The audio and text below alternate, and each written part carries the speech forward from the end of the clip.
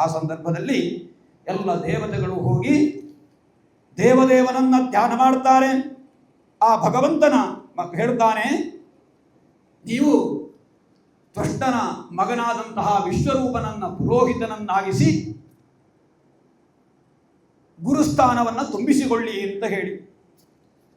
ಹಾಗೆ ತಯೇವ ಮುದಿತ ರಾಜನ್ ಬ್ರಹ್ಮಣ ವಿಗತಜ್ವರಾಹ ಋಷಿಂ ತ್ವಾಷ್ಟ್ರಮುಪವ್ರಜ್ಯ ಪರಿಷ್ವಜ್ಯೇದಮಬ್ರುವನ್. ಅವನ ಆಚಾರ್ಯತ್ವದಲ್ಲಿ ನೀವು ಗುರು ಅನುಗ್ರಹವನ್ನು ಪಡೆದುಕೊಳ್ಳಿ ಅಂತ ಹೇಳಿ.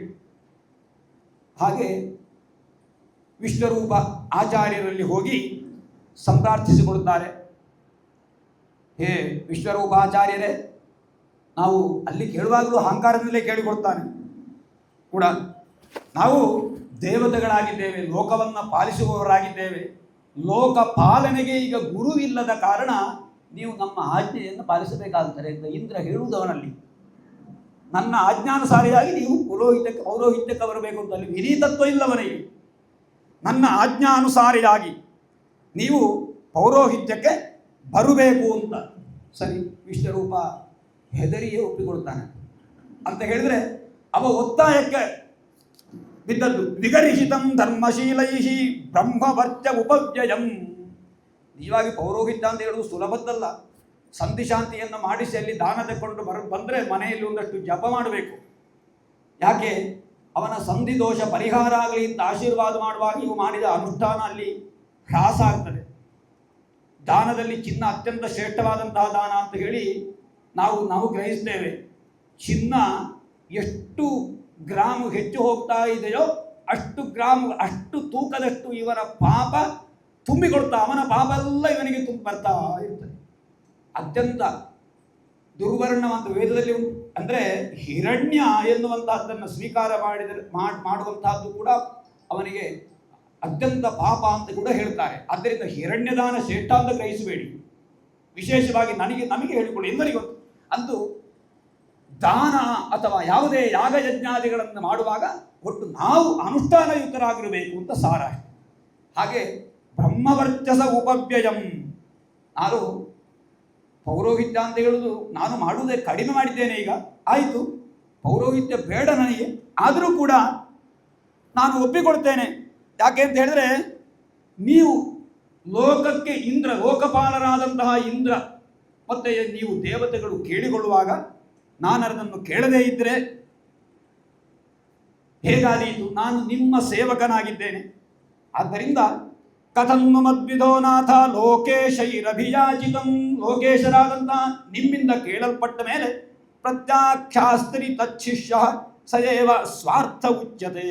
ನಾವು ಬೇಡ ಅಂತ ಹೇಳುವುದು ನನ್ನ ಸ್ವಾರ್ಥ ಆಗುತ್ತದೆ. ಆದ್ದರಿಂದ ನಿಮ್ಮ ಒತ್ತಾಯಕ್ಕೆ ಬೇಕಾಗಿ ತಥಾಪಿ ನ ಪ್ರತಿಬ್ರೂಯಾಂ ಗುರುಭಿ ಪ್ರಾರ್ಥಿತಂ ಕಿಯತ್ ಭವತಾಂ ಪ್ರಾರ್ಥಿತಂ ಸರ್ವಂ ಪ್ರಾಣೀರರ್ಥಶ್ಚ ಸಾಧಯೇ. ನಿಮಗೆ ನಾನು ಎದುರಾಡುವುದಿಲ್ಲ, ನಿಮ್ಮ ಮಾತನ್ನು ಕೇಳಿ ನಾನು ಪೌರೋಹಿತ್ಯವನ್ನು ವಹಿಸಿಕೊಡುತ್ತೇನೆ ಅಂತ ಹೇಳುತ್ತಾರೆ. ಹಾಗೆ ಆ ವಿಶ್ವರೂಪ ಪುರೋಹಿತನಾಗಿ ಅವನ ಕರ್ತವ್ಯವನ್ನು ಮಾಡ್ತಾನೆ. ಏನು ಅಂತ ಹೇಳಿದ್ರೆ, ಇಂದ್ರನಿಗೆ ಮುಖ್ಯವಾಗಿ ಮಂತ್ರೋಪದೇಶವನ್ನು ಕೊಡಬೇಕು. ಹಾಗೆ ವಿಶೇಷವಾಗಿ ನಾರಾಯಣ ಕವಚ ಅಂತ ಹೇಳುವಂತಹ ಮಂತ್ರ ಉಪದೇಶವನ್ನು ಕೊಡುತ್ತಾರೆ ವಿಶ್ವರೂಪಾಚಾರ್ಯರು.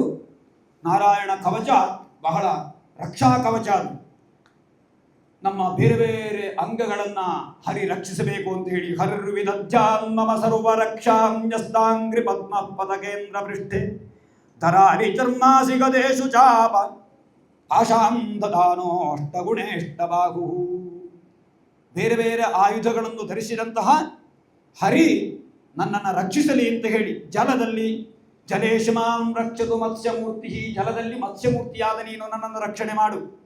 ಹಾಗೆ ಯಾದವಗಣು ಯಾದವೇಂದ್ರನಾಗಿ ನೀನು ವರುಣ ಪಾಶದಿಂದ ರಕ್ಷಣೆ ಮಾಡು ಅಂತ ಹೇಳಿ ಸ್ಥಳೇಶು ಮಾಜಾವಟು ವಾಮನೋದ್ವ್ಯಾತ್.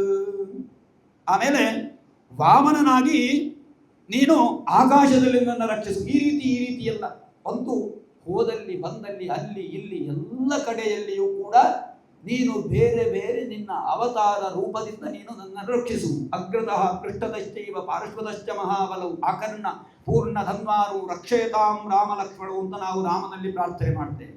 ಅಗ್ರತಃ ಪೃಷ್ಠದಶ್ಚೈವ. ಈ ರೀತಿ ಒಟ್ಟು ಆಚೆ ಈಚೆ ಎಲ್ಲವೂ ಸರ್ವತೋಮುಖವಾಗಿ ನನ್ನ ರಕ್ಷಣೆಯ ಹೊಣೆ ನಿನಗೆ ಅಂತ ಹೇಳಿ ಸಂಪ್ರಾರ್ಥಿಸುವಂತಹ ನಾರಾಯಣ ವರ್ಮ ಎನ್ನುವಂತಹ ನಾರಾಯಣ ಕವಚ ಮಂತ್ರವನ್ನ ಉಪದೇಶ ಮಾಡ್ತಾರೆ. ಈ ನಾರಾಯಣ ಕವಚ ಮಂತ್ರವನ್ನ ಕೌಶಿಕ ಗೋತ್ರನಾದಂತಹ ಒಬ್ಬ ಬ್ರಾಹ್ಮಣ ಉಪದೇಶ ಪಡೆದು ಜಪ ಮಾಡಿ ಅವ ಎಲ್ಲಿಯೋ ದಾರಿಯಲ್ಲಿ ನಡ್ಕೊಂಡು ಹೋಗುವಾಗ ಸತ್ತು ಅವನ ಅಸ್ಥಿ ಆ ಮರಳಿನಲ್ಲಿ ಹುದುಗಿತ್ತಂತೆ. ಆ ಕಾಲದಲ್ಲಿ ಚಿತ್ರರಥ ಎನ್ನುವಂತಹ ಒಬ್ಬ ಗಂಧರ್ವ ಆಕಾಶ ಮಾರ್ಗದಲ್ಲಿ ಸಂಚರಿಸುವಾಗ ಆ ಅಸ್ಥಿಯಲ್ಲಿರುವ ಶಕ್ತಿಯಿಂದ ಸೆಳೆಯಲ್ಪಟ್ಟು ಕೆಳಗೆ ಬಿದ್ದಿದ್ದಾನಂತೆ. ಆಗ ಮತ್ತೆ ಅದು ಆ ಅಸ್ಥಿಯಿಂದ ಅಂತ ಹೇಳಿ ಆ ಅಸ್ಥಿಯನ್ನು ಕೊಂಡು ಹೋಗಿ ಯಾವುದೋ ನದಿಗೆ ವಿಸರ್ಜನೆ ಮಾಡ್ತಾರಂತೆ. ಅಂತ ಯಾಕೆ ಅಂತ ಹೇಳಿದ್ರೆ ಅವ ಸತ್ತು ಹೋದರೂ ಅವನ ಅಸ್ಥಿಯಲ್ಲಿಯೂ ಕೂಡ ಆ ರಕ್ಷಾ ಕವಚ ತುಂಬಿತ್ತು ಅಂತ ಹೇಳೋದಕ್ಕೆ ಉದಾಹರಣೆ ಕೊಡ್ತಾರೆ. ಅಂತಹ ನಾರಾಯಣ ಕವಚ ಮಂತ್ರವನ್ನ ಇಂದ್ರನಿಗೆ ಉಪದೇಶವನ್ನ ಮಾಡ್ತಾರೆ ವಿಶ್ವರೂಪ. ಆಮೇಲೆ ಈ ವಿಶ್ವರೂಪನದ ಒಂದು ವಿಶೇಷತೆ ಉಂಟು. ಏನು ಅಂತ ಹೇಳಿದ್ರೆ ಅವನಿಗೆ 3 ತಲೆ ಅಂತೆ. ಆ 3 ತಲೆ ಇದ್ದಂತಹ ಅವನಿಗೆ ರಾಕ್ಷಸರ ಸಂಬಂಧ ಇತ್ತು. ವಿಶ್ವರೂಪನ ತಾಯಿ ಪ್ರಹ್ಲಾದನ ಮಗಳಂತೆ. ಆ ಪ್ರಕಾರ ಅವನಿಗೆ ರಾಕ್ಷಸ ಕುಲದ ಸಂಬಂಧ ಇತ್ತು. ಆ ಕಾರಣದಿಂದ ರಾಕ್ಷಸರಿಗೂ ಪರೋಕ್ಷವಾಗಿ ಏನು ಆಹಾರವನ್ನು ಕೊಡ್ತಾ ಇದ್ದ, ಹವಿಸ್ಸನ್ನು ಕೊಡ್ತಾ ಇದ್ದ, ಹವಿರ್ಭಾಗವನ್ನು. ಊರಲ್ಲಿ ಭೂಲೋಕದಲ್ಲಿ ಬ್ರಾಹ್ಮಣರು ಇಂದ್ರಾಯ ಸ್ವಾಹ ಅಂತ ಆಹುತಿ ಮಾಡಿದಾಗ ದೇವತೆಗಳು ಪ್ರತ್ಯಕ್ಷವಾಗಿ ಸ್ವೀಕಾರ ಮಾಡುವಾಗ ಮೆಲ್ಲಗೆ ಹಿಂದಿನ ಭಾಗದಲ್ಲಿಂದ ಹಾಗೆ ಸ್ವಲ್ಪ ನಿಮಗಿರಲಿ ಅಂತ ಹೇಳಿ ಹಿಂಬದಿ ರಾಕ್ಷಸರಿಗೆ ಇದು ಇಂದ್ರನಿಗೆ ಗೊತ್ತಾಗಿ ಈ ವಿಶ್ವರೂಪನ 3 ತಲೆಯನ್ನ ಕಡಿತಾನೆ. ಎಂಥ ಒಂದು ಇಂದ್ರ ಅಂದ್ರೆ ಅದು ವಿಷಯ ಹೌದು. ಯಾಕೆಂದ್ರೆ ರಾಕ್ಷಸರು ಹವಿರ್ಭಾಗಗಳನ್ನು ಸ್ವೀಕರಿಸಿ ಬಲಿಷ್ಠರಾದರೆ ಆ ಸಮಯದಲ್ಲಿ ಏನು ಅವನ ಸ್ಥಾನ ಕಳಚಿ ಹೋಗ್ತಾರೆ ಅಂತ ಹೇಳುವ ಭಯ ಅವನಿಗೆ. ಇಂದ್ರನ ಸ್ಥಾನ ಕಳಚಿ ಹೋದ್ರೆ ಇನ್ನು 100 ಯಾಗ ಮಾಡಿದವರು ಇನ್ನೊಬ್ಬರಿಲ್ವೇ ಬರಬಹುದು. ಆದರೆ ಅವನಿಗೆ ಅವನ ಸ್ಥಾನವನ್ನು ಬಿಡಲಿಕ್ಕೆ ಮನಸ್ಸಿಲ್ಲ. ಸರಿ, ಈ ವಿಶ್ವರೂಪನ ತಲೆಯನ್ನ 3 ತಲೆಯನ್ನ ಕಡಿದಾಗ ಆ 3 ತಲೆಯಲ್ಲಿ 3 ಕೆಲಸ ಮಾಡ್ತಾ ಇದ್ದ. ಒಂದು ತಲೆಯಲ್ಲಿ ಸೋಮಪಾನವನ್ನು ಮಾಡ್ತಾ ಇದ್ದ, ಹಾಗೆ ಇನ್ನೊಂದು ತಲೆಯಲ್ಲಿ ಸುರಾಪಾನ, ಇನ್ನೊಂದು ತಲೆಯಲ್ಲಿ ಅನ್ನವನ್ನು ಉಣ್ತಾ ಇದ್ದ. ಈ 3 ತಲೆಯನ್ನ ಕಡಿದಾಗ ಒಂದು ತಲೆ ಸೋಮಪಿ ಪಾನವನ್ನ ಮಾಡುವಂತಹ ಸೋಮಪೀತಂತು ಯತ್ತಸ್ಯ ಶಿರ ಆಸೀತ್ ಕಪಿಂಜಲ, ಅದು ಕಪಿಂಜಲ ಪಕ್ಷಿಯಾಗಿ ಹಾರಿಹೋಯ್ತ. ಕಲವಿಂಕ ಸುರಾಪೀತ, ಸುರಾಪಾನ ಮಾಡುವಂತಹ ತಲೆ ಅದು ಕಲವಿಂಕ ಎನ್ನುವ ಪಕ್ಷಿ ಆಯ್ತಂತೆ. ಅನ್ನಾದಂ ಯತ್ಸ ತಿತ್ತಿರಿಹಿ, ಅನ್ನವನ್ನು ಊಟ ಮಾಡುವಂತಹ ತಲೆ ಅದು ತಿತ್ತಿರಿ ಪಕ್ಷಿಯಾಗಿ ಹೋಯ್ತಂತೆ. ಹೀಗೆ ಈ ವಿಶ್ವರೂಪನನ್ನ ಕೊಂದಾಗ ಇವನಿಗೆ ಬ್ರಹ್ಮಹತ್ಯಾ ದೋಷ ಬಂತು. ಬ್ರಹ್ಮಹತ್ಯಾ ದೋಷ ಮಾತ್ರ ಅಲ್ಲ, ಆಚಾರ್ಯ ಹತ್ಯಾ ದೋಷವೇ ಬಂತು. ಅದನ್ನ ಅಂಜಲಿಯಿಂದ ಸ್ವೀಕಾರ ಮಾಡ್ತಾನೆ. ಬ್ರಹ್ಮಹತ್ಯಾ ಮಂಜಲಿನ ಜಗ್ರಾಹ ಯದಪೀಶ್ವರ. ಆಮೇಲೆ ಅದನ್ನ 4 ಜನರುಗಳಿಗೆ ಹಂಚುತ್ತಾನೆ. ಇನ್ನೊಬ್ಬರಿಗೆ ಅದನ್ನು ಹಂಚುವುದು ಇವನಿಗೆ ಬೇಡ.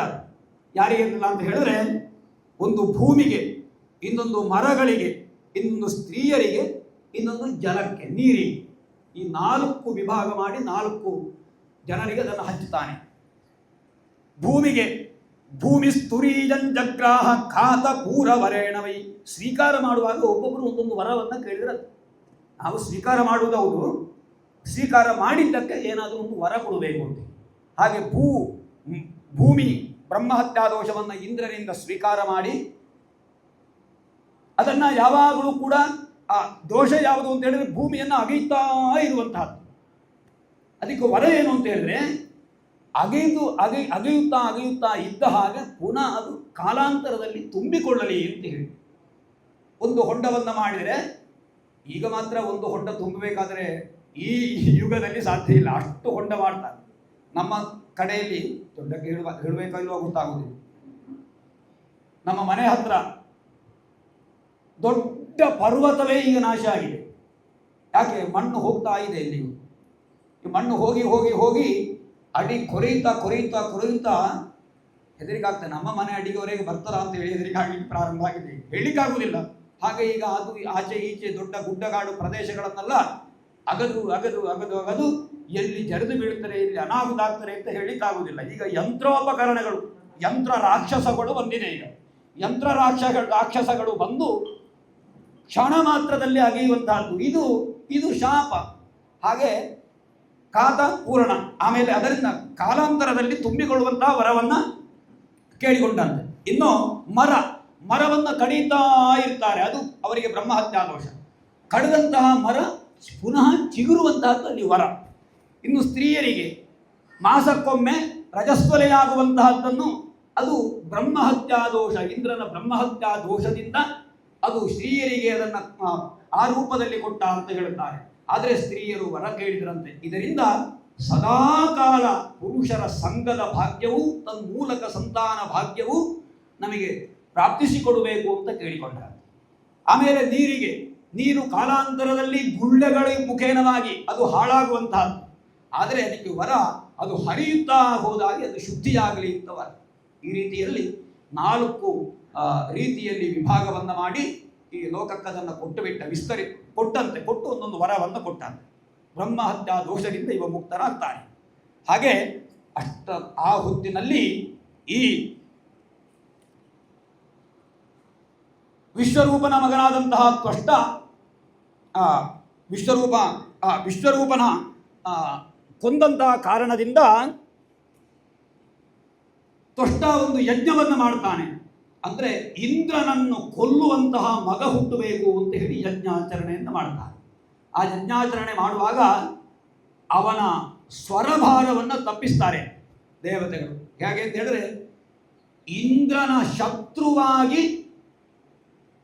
ಇರುವಂತಹ ಮಗ ಹುಟ್ಟಲಿ, ಅಂದರೆ ಇಂದ್ರನನ್ನು ಕೊಲ್ಲುವಂತಹ ಮಗ ಹುಟ್ಟಲಿ ಅಂತ ಹೇಳಿ, ಇಂದ್ರನ ಶತ್ರು ಅಂತ ಹೇಳಿ ಅದರಲ್ಲಿ ಸ್ವರ ವ್ಯತ್ಯಾಸ ಆಗಿ ಇಂದ್ರನೇ ಶತ್ರುವಾಗಿರುವಂತಹ ಮಗ ಹುಟ್ಟಲಿ ಅಂತ ಅವನ ಬಾಯಿಯಲ್ಲಿ ಬಂತದ್ದು.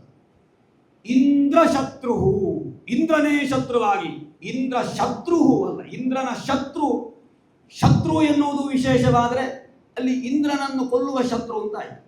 ಇಂದ್ರ ಶತ್ರು ಅಂತ ಹೇಳಿದ್ರೆ ಇಂದ್ರನೇ ಶತ್ರು ಆಗುವ ಮಗ ಅಂತ ಆಯ್ತು. ಹಾಗೆ ಸ್ವರಭಾರದಲ್ಲೆಲ್ಲ ವ್ಯತ್ಯಾಸ ಉಂಟು. ಹಾಗೆ ವೇದ ಮಂತ್ರವನ್ನು ಉಚ್ಚರಿಸುವಾಗ ಒಂದೊಂದು ಸ್ವರಕ್ಕೂ ಬಹಳಷ್ಟು ಪ್ರಾಮುಖ್ಯತೆ ಉಂಟು. ಹಾಗೆ ಸ್ವರ ಇಲ್ಲದೆ ಒಟ್ಟು ಮಂತ್ರಗಳನ್ನು ಹೇಳುತ್ತೇನೆ ಅಂತ ಆದರೆ ಅದರಿಂದ ಬಹಳಷ್ಟು ಪ್ರಮಾದವಾಗಿ ಹೋದೀತು. ಭಾರ್ಯಾಂ ರಕ್ಷತು ಭೈರವಿ ಅಂತ ಹೇಳುವಲ್ಲಿ ಒಬ್ಬ ಪಾರಾಯಣ ಮಾಡಿದಂತೆ, ಭಾರ್ಯಾಂ ಭಕ್ಷತು ಭೈರವಿ ಅಂತ ಪಾರಾಯಣ ಮಾಡಿ ಎಷ್ಟು ಮದುವೆ ಆದರೂ ಅವನ ಹೆಂಡತಿ ಸಾಯುತ್ತದೆ.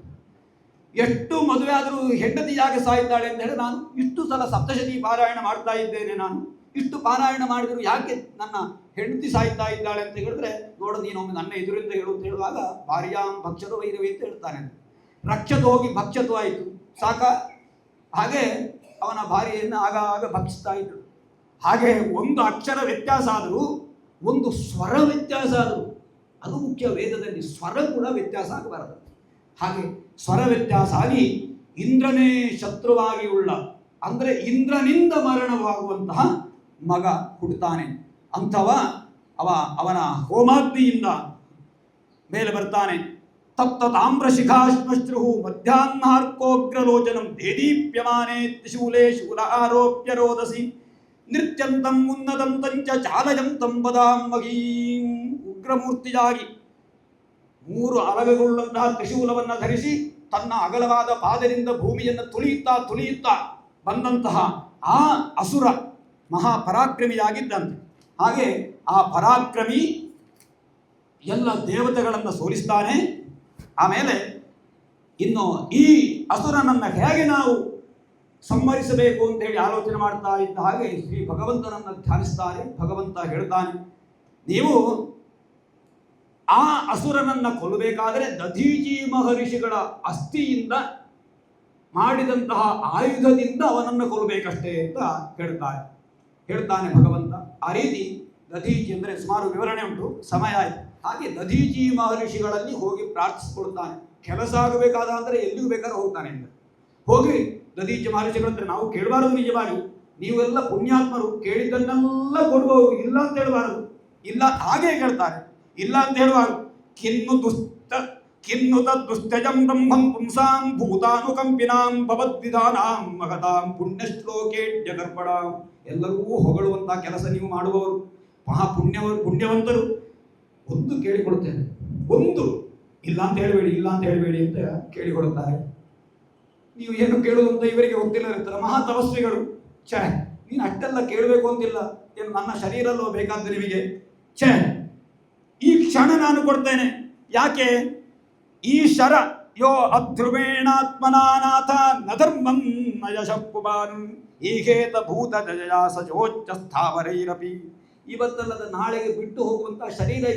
ಈ ಶರೀರವನ್ನು ನಾನು ನನ್ನದು ಅಂತ ಯಾಕೆ ನಾನು ವ್ಯಾಮೋಹದಿಂದ ಇಟ್ಟುಕೊಳ್ಬೇಕು? ಲೋಕೋಪಕಾರಕ್ಕಾಗಿ ಇದನ್ನು ಯಾಕೆ ಕೊಡಬಾರದು? ತಕೊಳ್ಳಿ ಅಂತ ಹೇಳಿ ಧ್ಯಾನಾಸಕ್ತನಾಗ್ತಾನೆ. ಧ್ಯಾನಾಸಕ್ತನಾಗಿ ಏನು ಆ ದಧೀಚ ಮಹರ್ಷಿಗಳನ್ನು ಕೊಂದದ್ದಲ್ಲ ದೇವತೆಗಳು. ಧ್ಯಾನಾಸಕ್ತನಾಗಿ ತನ್ನ ಆತ್ಮ ಏನು ಸಮಾಧಿ ಯೋಗದಿಂದ ತನ್ನ ಜೀವವನ್ನ ಭಗವಂತನಲ್ಲಿ ಏನು ಕೊಡಿಸ್ತಾರೆ ದಧೀಚಿ ಮಹರ್ಷಿಗಳು. ಆಮೇಲೆ ಕೇವಲ ಶರೀರ ಮಾತ್ರ ಇರ್ತದೆ. ಆ ಶರೀರವನ್ನ ತುಂಡು ಮಾಡಿ ಅದರೊಳಗಿಂದ ಅಸ್ಥಿಯನ್ನು ತೆಗೆದು ಆ ಅಸ್ಥಿಯಿಂದ ವಜ್ರಾಯುಧವನ್ನ ಮಾಡಿದರಂತೆ. ಹಾಗೆ ಆ ದುಷ್ಟ್ರಾಸುರನೊಂದಿಗೆ ವೃತ್ರಾಸುರ ಅವ ವೃತ್ರಾಸುರ ಅಂತ ಹೇಳಿ ಅವನೊಂದಿಗೆ ಯುದ್ಧವನ್ನ ಮಾಡ್ತಾರೆ ದೇವತೆಗಳು. ವೃತ್ರಾಸುರ ಬಹಳ ಅವ ದೈವ ಭಕ್ತನೂ ಆಗಿದ್ದಂತೆ ವೃತ್ರಾಸುರ. ಯಾಕೆಂದ್ರೆ ಅವನ ಶಾಪಗ್ರಸ್ತ. ಮುಂದೆ ಅವನ ಕಥೆ ಬರ್ತಾರೆ. ಚಿತ್ರಕೇತು ಎನ್ನುವ ಶಾಪಗ್ರಸ್ತನಾಗಿ ವೃತ್ರಾಸುರನಾಗಿ ಹುಟ್ಟಿದ್ದು ಪಾರ್ವತಿಯ ಶಾಪದಿಂದ. ಅವ ಪಾರ್ವತಿ ಪರಮೇಶ್ವರರು ವನದಲ್ಲಿ ಸಂಚರಿಸುವಂತಹ ಕಾಲದಲ್ಲಿ ಪಾರ್ವತಿ ಪರಮೇಶ್ವರನನ್ನ ನಗಾಡಿದನಂತೆ, ಅವರನ್ನು ಅಪಹಾಸ್ಯ ಮಾಡಿದನಂತೆ. ಹಾಗೆ ವೃತ್ರಾಸುರನಾಗಿ ಹುಟ್ಟುತ್ತಾನೆ. ಅಂತಹ ಆ ವೃತ್ರಾಸುರ ಈ ದೇವತೆಗಳೊಂದಿಗೆ ಯುದ್ಧ ಮಾಡ್ತಾ ಇಂದ್ರನನ್ನ ಕೆಣಗುತ್ತಾನೆ. ಹೇ ಇಂದ್ರ, ನೀನು ಬಹಳ ದುಷ್ಟ. ನೀನು ಯಾಕೆ? ಬ್ರಾಹ್ಮಣರನ್ನು ಕೊಂದವ, ಗುರುವನ್ನ ಕೊಂದವ, ನೀನು ತಮ್ಮನನ್ನ ಕೊಂದವ, ಎಲ್ಲವೂ ನೀನು ಹಾಗೆ. ಆದ್ದರಿಂದ ದಿಷ್ಟ್ಯಾ ಭವಾನ್ಮೇ ಸಮವಸ್ಥಿತೋ ರಿಪುಃ ಯೋ ಬ್ರಹ್ಮ ಗುರುಃ ಭ್ರಾತೃಃ ಚ ದಿಷ್ಟ್ಯಾಂಗಣೋದ್ಯಾಗಮಸತ್ತಮತ್ವಯ ಮಚ್ಚೂಲ ನಿರ್ಭಿನ್ನ ತ್ರಿಷದ್ವದಾಚಿತ ಅಚಿರಾತ್. ಹೆಚ್ಚು ತಡ ಮಾಡುವುದಿಲ್ಲ. ನಿನ್ನ ತಲೆಯನ್ನ ಈ ನನ್ನ ಕೈಯಲ್ಲಿರುವಂತಹ ತ್ರಿಶೂಲದಿಂದ ಈ ತಕ್ಷಣ ನಾನು ತುಂಡು ಮಾಡಿ ಬಿಸಾಡ್ತೇನೆ. ಬಾ, ನೀನು ಮಹಾಪಾಪಿ ಅಂತ ಹೇಳಿ ಇಂದ್ರನನ್ನು ಎದುರಿಸ್ತಾನೆ. ಆಮೇಲೆ ಯುದ್ಧದಲ್ಲೆಲ್ಲ ಈ ವೃತ್ರಾಸುರನ ಕಡೆಯವರೆಲ್ಲ ಓಡಿ ಹೋಗುವಾಗ, ದೇವತೆಗಳು ಬರುವಂತಹ ಕಾಲದಲ್ಲಿ ಓಡಿ ಹೋಗುವಾಗ ಹೇಳುತ್ತಾರೆ, ಯಾಕೆ ಓಡಿ ಹೋಗ್ತಾ ಇದ್ದೀರಿ? ಇಂದಂತ ನಾಳೆ ಮರಣ ಹೊಂದುವ ಶರೀರ ಇದು. ನಾವು ಛಲದಿಂದ ಎದುರಿಸಬೇಕು. ಯುದ್ಧದಲ್ಲಿ ಮರಣ ಬಂದರೆ ನೇರ ಮುಕ್ತಿ ಸಿಗ್ತದೆ, ಬನ್ನಿ ಅಂತ ಹೇಳಿ ಕರೆದು ಇಂದ್ರನ ಹತ್ರ ಹೇಳ್ತಾನೆ. ಹೇ ಭಗವಂತನಿಗೆ ಸಾಯುವ ಕಾಲದಲ್ಲಿ ನಮಸ್ಕಾರ ಮಾಡ್ತಾನೆ. ಅಹಂ ಖರೇ ತವ ಪಾದೈಕ ಮೂಲದ ಅಸಾನುದಾಸೋ ಭವಿತಾಸ್ಮಿ ಭೂಯಃ ಮನಸ್ಮರೇತಾ ಸುಪತೇರ್ಗುಣಾಸ್ತೆ ಗೃಣೀತವ ಕರ್ಮ ಕರೋತು ಕಾಯಃ ನಾನಾಕ ಪೃಷ್ಠಂ ನ ತ ಪಾರಮೇಷ್ಟ್ಯಂ ನ ಸಾರ್ವಭೌಮಂ ನ ರಸಾಧಿಪತ್ಯಂ ನ ಯೋಗ ಸಿದ್ಧೀರ ಪುನರ್ಭವಂ ವಾ ಸಮಂಜಸತ್ವಾ ವಿರಹಯ್ಯಕಾಂಕ್ಷೆ. ನನಗೆ ಸ್ವರ್ಗ ಬೇಡ, ಯಾವುದೇ ಆಧಿಪತ್ಯ ಬೇಡ, ಭೂಮಂಡಲದ ಸಾಮ್ರಾಜ್ಯ ಬೇಡ, ಯಾವುದೂ ನನಗೆ ಬೇಡ, ಮೋಕ್ಷವೂ ಬೇಡ. ಕೇವಲ ನಿನ್ನ ಪಾದಾರವಿಂದರ ಧ್ಯಾನ ಮಾಡುವಂತಹ ಒಂದು ಅವಕಾಶ ನನಗೆ ಸಿಕ್ಕಿದರೆ ಸಾಕು ಅಂತ ಹೇಳಿ ಭಗವಂತನಾದ ವಾಸುದೇವನನ್ನ ಧ್ಯಾನ ಮಾಡ್ತಾ ಇಂದ್ರನ ಹತ್ರ ಹೇಳ್ತಾನೆ, ಹೇಗಾದರೂ ನಾನು ನಿನ್ನ ಆಯುಧದಿಂದ ಸಾಯುವನು, ಬಾ, ನೀನು ನನ್ನನ್ನು ಹೇಗೆ ಬಂದು ನನ್ನನ್ನು ನೀನು ಸಂಹರಿಸಲಿಕ್ಕೆ ಬಾ ಅಂತ ಹೇಳಿ ಇಂದ್ರನೊಂದಿಗೆ ಯುದ್ಧವನ್ನು ಮಾಡ್ತಾನೆ. ಇಂದ್ರವನ್ನು ಮಾಡಿ ಬಹಳ ಪರಾಕ್ರಮದಿಂದ ಇಂದ್ರನನ್ನು ಹೇಗೆ ಎದುರಿಸ್ತಾನೆ ಎನ್ನುವುದನ್ನೆಲ್ಲ ವಿವರಿಸಿ ಕೊನೆಗೆ ವೃತ್ರಾಸುರನನ್ನ ಇಂದ್ರ ತನ್ನ ವಜ್ರಾಯುಧದಿಂದ ಸಂಹಾರ ಮಾಡ್ತಾನೆ. ಹಾಗೆ ಇಂದ್ರನನ್ನು ಅಲ್ಲಿಯೂ ಬ್ರಹ್ಮಹತ್ಯಾ ದೋಷ ಆವರಿಸ್ತದೆ. ಎಷ್ಟಾದರೂ ಪುನಃ ತ್ವಷ್ಟನ ತಪೋಬಲದಿಂದ ಹುಟ್ಟಿದವನು ಅವ ಪುನಃ ಬ್ರಹ್ಮ ಆಗ್ತಾನೆ. ಆ ಸಮಯದಲ್ಲಿ ಯಾರಿಗೂ ಕೊಡ್ಲಿಕ್ಕಾಗಲಿಲ್ಲ. ಅವನಿಗೆ ಹೋಗಿ ಒಂದು ತಾವರೆಯ ದಂಟಿನೊಳಗೆ ಅಡಗಿದ್ದ. ಆ ಸಮಯದಲ್ಲಿ ನಹುಷ ಇಂದ್ರನಾಗಿ ಆಳ್ತಾ ಇದ್ದ ಎನ್ನುವುದನ್ನ ಕಥೆಯನ್ನೆಲ್ಲ ಹೇಳ್ತಾರೆ. ಈ ಪ್ರಕಾರವಾಗಿ ಅಜಾಮಿಳನ ಕಥೆ, ವಿಶ್ವರೂಪ ಆಖ್ಯಾನವನ್ನ ಯಥಾಸಾಧ್ಯವಾಗಿ ಎಲ್ಲ ಭಕ್ತ ಬಂಧುಗಳ ಮುಂದೆ ಇಟ್ಟಿದ್ದೇನೆ. ಇಂದು ಮುಂದಿನ ಕಥೆ ಬಹಳ ರಸದಿಂದ ಕೂಡಿದ್ದಾಗಿ, ಆಗಲೇ ನೀವು ಪಾರಾಯಣ ಮಾಡ್ತಾ ಇದ್ದ ಹಾಗೆ ನೀವು ಪ್ರವಚನವನ್ನು ಕೇಳಿದ್ದೀರಿ. ಭಾವೋದ್ರಿಕ್ತರಾಗಿ ಆ ಶ್ಲೋಕದ ಒಳಗೆ ಇಳಿದು ಭಾವಭರಿತವಾದ ಆನಂದ ಬಾಷ್ಪವನ್ನು ಕಣ್ಣಿನಿಂದ ಸುರಿಸ್ತಾ ಎಷ್ಟು ರಸವತ್ತಾದ ಪಾರಾಯಣ ಪ್ರವಚನವನ್ನು ನಡೆಸಿದ್ದಾರೆ. ನಮ್ಮ ಕುಟುಂಬದವರೇ ಆದವರು ಕೇಶವ ಭಟ್ರು. ನನಗೆ ಅದೊಂದೊಂದು ಹೆಮ್ಮೆ ಉಂಟು. ನಮ್ಮ ಕುಟುಂಬ ನಮ್ಮ ಗೋತ್ರ ಮಾತ್ರ ಅಲ್ಲ, ನಮ್ಮದೇ ಕುಟುಂಬ. ಆದ್ದರಿಂದ ಅಂತಹ ಒಂದು ಪ್ರವಚನಕಾರರು ಒಳ್ಳೆ ಸುಸ್ಪಷ್ಟತರವಾದ ರಾಗದ ಹಿಡಿತ ಇರುವ ಒಂದೊಂದು ರಾಗಕ್ಕೆ ಒಂದು 10 ಶ್ಲೋಕ ಆದ ಮೇಲೆ ನನಗೆ ರಾಗದ ಸರಿ ಪರಿಚಯ ಆಗುವುದು ಆಗಲ್ಲ. ಇದು ಸುರುವಿಗೆ ಒಂದು ಸುರುವಿನ ಶ್ಲೋಕವೇ ಆ ರಾಗದಲ್ಲಿ ಹೋಗುತ್ತದೆ. ಹಾಗೆ ಅಷ್ಟು ಭಾಗವತ ಸಪ್ತಾಹವನ್ನು ಅವರು ಮಾಡಿದ್ದಾರೆ. ಹಾಗೆ ಅವರು ನಮಗೆ ಈ ಒಂದು ಭಾಗವತ ಸಪ್ತಾಹಕ್ಕೆ ಸಿಕ್ಕಿದ್ದೇ ನಮ್ಮೆಲ್ಲರ ಭಾಗ್ಯ ವಿಶೇಷ. ಆ ಪ್ರಕಾರವಾಗಿ ಅವರು ಪಾರಾಯಣದೊಂದಿಗೆ ಇವತ್ತಿನ ಪ್ರವಚನವನ್ನು ಮುಂದೆ ನಡೆಸಲಿಕ್ಕಿದ್ದಾರೆ. ಅದರ ಮಧ್ಯದಲ್ಲಿ ಸ್ವಲ್ಪ ಸಂಗೀತ ಕಾರ್ಯಕ್ರಮ, ಭಗವನಿಗೆ ನಾಮ ಸಂಕೀರ್ತನೆಯನ್ನು ಸಮರ್ಪಣೆ ಆಗಲಿಕ್ಕಿದೆ. ಹಾಗೆ ಎಲ್ಲ ಭಕ್ತ ಬಂಧುಗಳನ್ನು ಶ್ರೀಕೃಷ್ಣ ಸ್ವರೂಪವಾಗಿ ನಮಿಸ್ತಾ ನಿಮಗೆಲ್ಲರಿಗೂ ಕೂಡ ಭಗವನ್ ಅನುಗ್ರಹ ಆಗಲಿ ಅಂತೇಳಿ ಸಂಪ್ರಾರ್ಥಿಸಿ ನನ್ನ 2 ಪ್ರವಚನದ ಕುಸುಮವನ್ನು, ಏನಾದರೂ ಲೋಪದೋಷ ಇದ್ದರೆ ಹಂಸಕ್ಷೀರ ನ್ಯಾಯದಂತೆ ಬೇಕಾದ್ದನ್ನು ಮಾತ್ರ ಸ್ವೀಕರಿಸಿ, ಬೇಡದ್ದನ್ನು ಏನಾದರೂ ತಪ್ಪಿದ್ದರೆ ಅದನ್ನು ಬಿಟ್ಟು ಆ ಭಗವಂತ ಇನ್ನು ಮುಂದಕ್ಕೂ ನಮಗೂ ನಿಮಗೆಲ್ಲರಿಗೂ ಅನುಗ್ರಹಿಸಲಿ ಅಂತೇಳಿ ಸಂಪ್ರಾರ್ಥಿಸಿ ಈ ಪ್ರವಚನ ಕುಸುಮವನ್ನು ಭಗವಂತನ ಆಧಾರವಿಂದಕ್ಕೆ ಸಮರ್ಪಣೆ ಮಾಡ್ತೇನೆ. ಲೋಕಾ ಸಮಸ್ತ ಸುಖಿನೋ ಭವಂತು. ಯಾವಾಗ ಧರ್ಮಕ್ಕೆ ಆಘಾತವಾಗ್ತದೆ, ಧರ್ಮ ತನ್ನ ಕಾಲುಗಳನ್ನು ಕಳ್ಕೊಳ್ಳುತ್ತದೆ, ಆವಾಗ ಕಳಕೊಂಡಂತಹ ಕಾಲನ್ನು ಪೂರ್ತಿ ಮಾಡುವುದಕ್ಕೆ ಬೇಕಾಗಿ ನಿರಾಕಾರನಾದಂತಹ ಭಗವಂತ ಸಾಕಾರನಾಗಿ ಅವತರಿಸ್ತಾನೆ. ಇದು ಅಂದಿನಿಂದ ಇಂದಿನವರೆಗೆ, ಇಂದಿನಿಂದ ಎಂದಿಗೂ ಹಚ್ಚ ಹಸುರಾಗಿರುವಂತಹ ತ್ರಿಕಾಲಾಬಾಧಿತವಾದ ಲೋಕ ಸಂದೇಶ.